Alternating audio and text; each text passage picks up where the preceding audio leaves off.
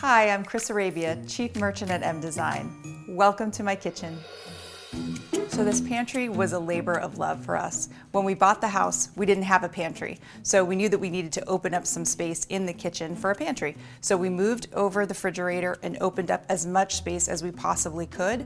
And in the process of using it, have tried to maximize every inch of it because we do use it a lot. To make it beautiful, we added wallpaper. We used clear glass French doors so we could look inside. We knew we were going to spend a lot of time in here, and we do, and wanted to make it look as great as possible.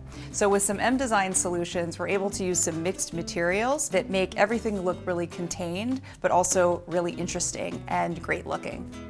So we use bamboo, clear plastic, black metal, these beautiful brass labels. The bamboo really adds warmth. The metal, black metal, matches the hardware in the kitchen.